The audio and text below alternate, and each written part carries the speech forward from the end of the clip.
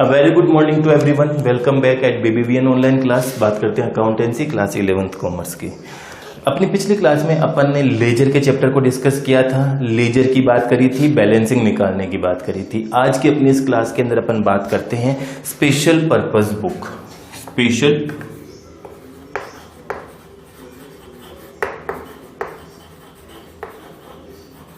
Purpose book यानी कि अब अपन बात करते हैं स्पेशल पर्पस बुक की, यानी कि after the transaction entered in the journal and then posted in the ledger account, उसके बाद में अपन एक स्पेशल पर्पस के हिसाब से अलग अलग से सब्सिडरीज बुक्स रखते हैं, जिनको कि अपन हिंदी में कहते हैं कि सहायक बुक्स रखते हैं। ये क्यों रखी जाती है, इसका रीजन क्या होता है वो समझ लीजिए। सबसे पहले अपन ये कहते हैं कि suppose if you are the businessman, आपका एक बिजनेस है, आप बिजनेसमैन हो, आप बिजनेस ऑपरेट करते हो और आपके यहाँ पर बहुत सारे ट्रांजैक्शन होते हैं, चाहे वो परचेज से रिलेटेड हो, कैश से रिलेटेड हो, सेल्स से रिलेटेड हो या ड्राइंग से रिलेटेड हो। तो वो सारे जो ट्रांजैक्शन है वो आपने एंटर कर लिए जर्नल में, उनकी लेजर में पोस्टिंग कर दी। लेकिन अपन अपने वर्क को और इजी करने के लिए और हेल्पफुल करने के लिए अपन क्या करते हैं, इनकी सब्सिडरीज बुक्स बना लेते हैं। यानी कि कल को अगर कोई आपसे ये पूछे कि इन एक पर्टिकुलर मंथ में आपकी टोटल सेल्स कितनी थी, टोटल परचेज कितनी थी और टोटल परचेज के बाद में भी अगर बात करें तो टोटल कैश परचेज कितनी है और क्रेडिट परचेज कितनी है, तो क्या आप एक एक ट्रांजैक्शन को चेक करने बैठेंगे या एक एक डेट की जर्नल एंट्री उठाएंगे? क्योंकि हर डेट में, हर एक दिन में लाखों ट्रांजैक्शन हो सकते हैं। तो अपन क्या करते हैं, उस वर्क को इजी करने के लिए अपन अपनी एक अलग अलग सब्सिडरीज बुक्स बनाते हैं और उस बुक्स के अंदर सबसे पहले अपन बनाते हैं कैश बुक, सेकेंड अपन बनाते हैं परचेज बुक, थर्ड अपन बनाते हैं sales book, fourth purchase return book,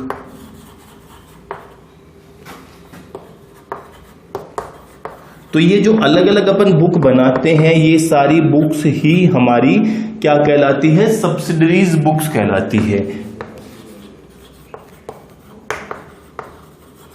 ये सब्सिडरीज बुक्स ही हमारे वर्क को क्या करती है, इजी करती है। इफ अगर आपसे कोई ये पूछा जाता है कि आपके इस 1 मंथ के अंदर कितना टोटल कैश ट्रांजैक्शन हुआ, हम कैश बुक को फॉलो कर लेंगे।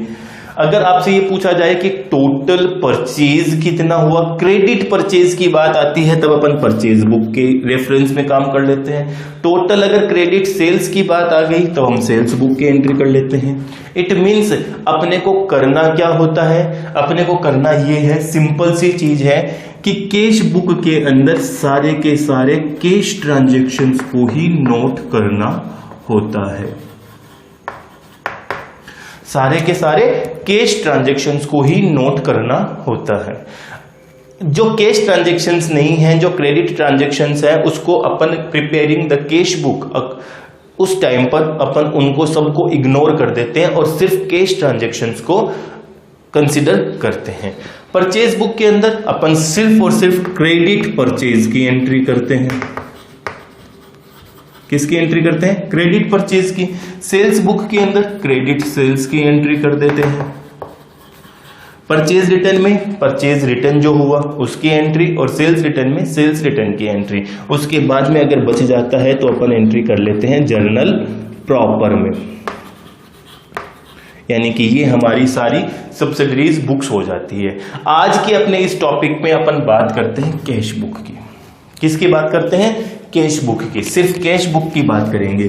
जब अपन कैश बुक की बात कर रहे हैं तो इट मीन्स कैश बुक के अंदर सिर्फ और सिर्फ कैश ट्रांजैक्शंस को कंसीडर किया जाएगा, यानी कि बिजनेस में पैसा आया या गया, अपने को सिर्फ उसी चीज को कंसीडर करते हुए इसका लेजर बनाना होता है। अब लेजर का फॉर्मेट तो आपको सबको पता है कि लेजर का फॉर्मेट होता क्या है, debit side credit side, T format अपन बनाते हैं।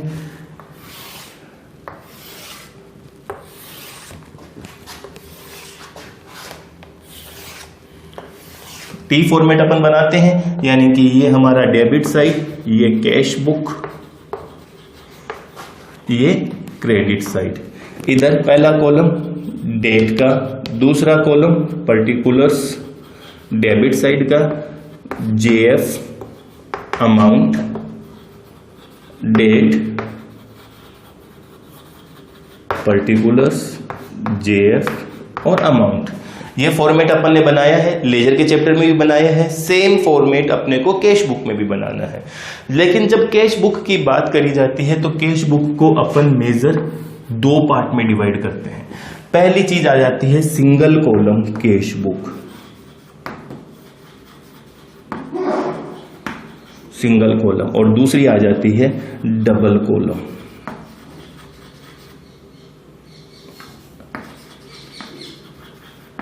Cash book. Double column cash book के अंदर अपने को करना क्या है, सिर्फ अमाउंट के दो कॉलम ले लेने हैं, यानी कि एक कैश का और एक बैंक कॉलम का। सिंगल कॉलम कैश बुक में कैश भी वही है, बैंक भी वही है। अपन ने अभी तक पढ़ा है कि कैश और बैंक एक ही चीज होती है, यहां पर अपन उसको अप्लाई भी कर लेंगे उसी के साथ में। तो ये जो फॉर्मेट अपन ने भी बनाया है वो किस चीज का है, सिंगल कॉलम कैश बुक का है। अब आपको इसके अंदर पोस्टिंग करनी कैसे है, जैसे आपने लेजर में पोस्टिंग की है सेम चीज है, लेकिन सिर्फ कैश ट्रांजैक्शन को कंसीडर करते हुए काम करना है, बाकी सारे क्रेडिट ट्रांजैक्शंस को इग्नोर करने का काम करना है। एक न्यूमेरिकल क्वेश्चन से इसको सोल्व करने की कोशिश करते हैं। देखिए न्यूमेरिकल क्वेश्चन एक ले लेते हैं अपन।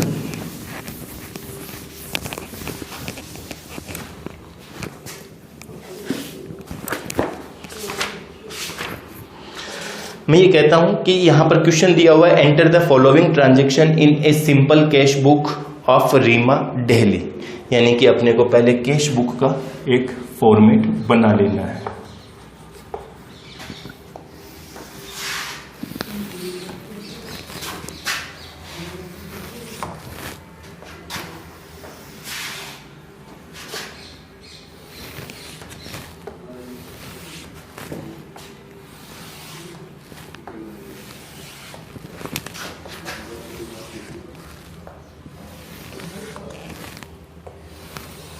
ये फॉर्मेट अपन ने बना लिया। ये डेबिट साइड, पहला column date, particular, JF amount, date, particular, JF amount, ये क्रेडिट साइड। अब ट्रांजैक्शंस हैं क्वेश्चन में, ट्रांजैक्शन है, पहला ट्रांजैक्शन है स्टार्टेड बिजनेस विद कैश, यानी कि जर्नल एंट्री क्या करते हैं अपन, cash account debit to capital, entry क्या करी अपन ने, cash account debit to capital account. Cash को डेबिट किया है, यानी कि जिस ट्रांजैक्शन में कैश का नाम आ जाता है सिर्फ अपन उसी ट्रांजैक्शन को कंसीडर करेंगे। कैश का नाम आया डेबिट साइड में, इसके डेबिट साइड में अपन एंट्री कर देते हैं, डेट है अपनी 1 जनवरी, यानी कि 1 जनवरी को, टू कैपिटल अकाउंट, अमाउंट है 1 लाख रुपीज की। सेकेंड ट्रांजैक्शन दिया हुआ है, opened A bank account and deposited, bank account open किया है और पैसा बैंक में डिपॉजिट करवाया है। एंट्री क्या करते हैं, bank account debit to cash, यानी कि कैश के क्रेडिट साइड में, डेट है 2 जनवरी, बाय बैंक अकाउंट और अमाउंट है ये 50,000 रुपीज की। थर्ड ट्रांजैक्शन दिया हुआ है, purchased goods for cash for ₹20,000 plus CGST and SGST 6% each from the Kerala electricals, Kalra electricals Delhi, यानी कि अब अपने को जर्नल एंट्री करनी है। और जर्नल एंट्री करने के लिए अपन ने एंट्री क्या करी, purchase account debit, input CGST account debit, input SGST account debit, to cash account. और हमने गुड्स खरीदा था कितने का, 20,000 रुपीज का।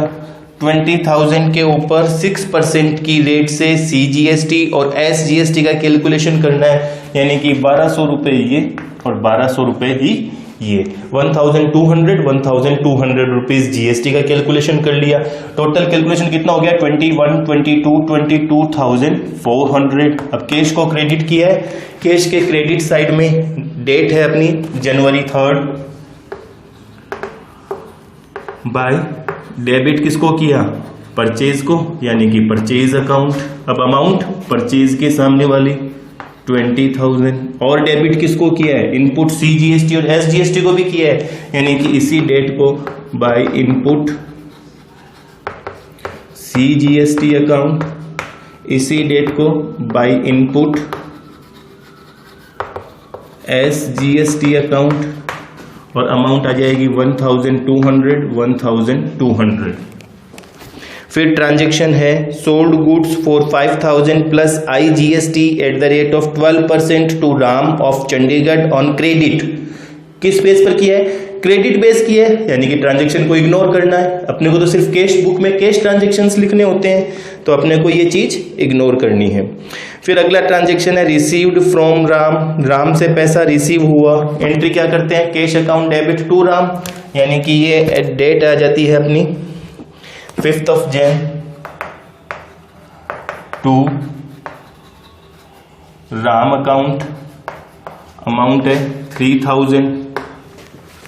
उसके बाद अगला ट्रांजैक्शन है paid rent for 4,000 plus CGST and SGST 6% each, यानी कि 4,000 का रेंट पे किया है। एंट्री क्या करते हैं, rent account debit to input CGST account, input SGST account debit to cash, यानी कि कैश के क्रेडिट साइड में, और डेट आ जाती है अपनी 7th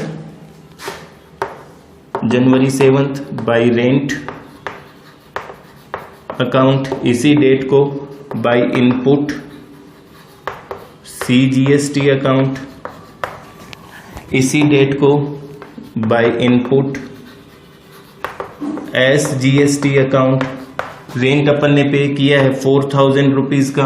अब 4,000 रुपीज का 6% की रेट से CGST और SGST है, यानी कि 240 रुपीज CGST, 240 रुपीज ही SGST।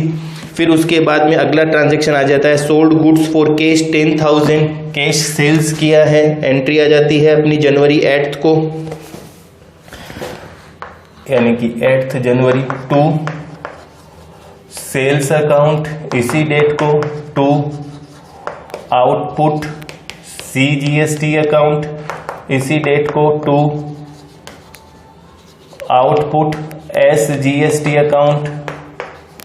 गुड्स सेल किया है 10,000 रुपीज का, 10,000 का। CGST और SGST 6% की रेट से है, 6% की रेट से है तो 600 CGST और 600 ही SGST हो जाती है।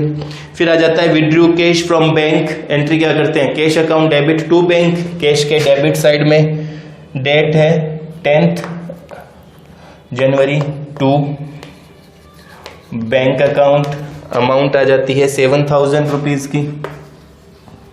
अगला ट्रांजैक्शन है purchased furniture in cash plus CGST and SGST 6% each from a trader of Delhi. क्या परचेज किया, फर्नीचर। एंट्री क्या करते हैं, फर्नीचर अकाउंट डेबिट, डेट है 27th Jain bye furniture account, इसी डेट को बाय इनपुट CGST अकाउंट, इसी डेट को बाय इनपुट SGST अकाउंट।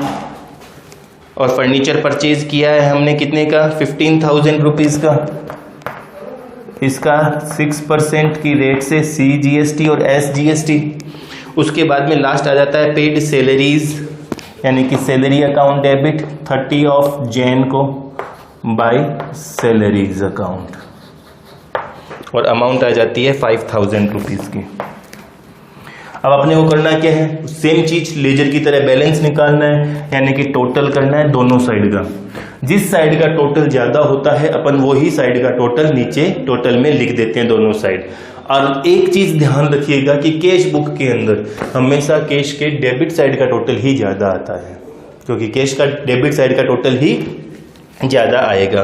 तो ये टोटल आ जाता है अपना 1,21,200, 1,21,200। इसमें से इसका टोटल कर माइनस कर देते हैं, इसी डेट को ये आ जाता है अपना बाय बैलेंस CD और ये बैलेंस आ जाता है 22,520 रुपीज का। क्लियर है? यानी कि सिंपल है, इजी है। आपको करना क्या है, कैश बुक प्रिपेयर करने के टाइम पर सिर्फ और सिर्फ कैश ट्रांजैक्शन को कंसीडर करना है, बाकी सारे ट्रांजैक्शंस को इग्नोर कर देना है। If cash is coming on the business, अगर बिजनेस में पैसा आ रहा है तो डेबिट कर देते हैं, बिजनेस से पैसा अगर जा रहा है तो उसको क्या कर देते हैं, क्रेडिट कर देते हैं। डेबिट साइड का टोटल कर लिया, वही टोटल नीचे लिख देते हैं, उसमें से क्रेडिट साइड का टोटल कर माइनस कर देते हैं, बैलेंस अमाउंट हमारी बच जाती है। क्लियर है? आपको करना क्या है, आपको इसी तरीके से सिंगल कॉलम कैश बुक की प्रैक्टिस करनी है। उसके बाद अपन बात करेंगे डबल कॉलम कैश बुक की, जहां पर कि इस अमाउंट के अंदर जहां कैश और बैंक दोनों का अमाउंट एक साथ आ जाता है, वो कहलाती है double column cash book. Thank you.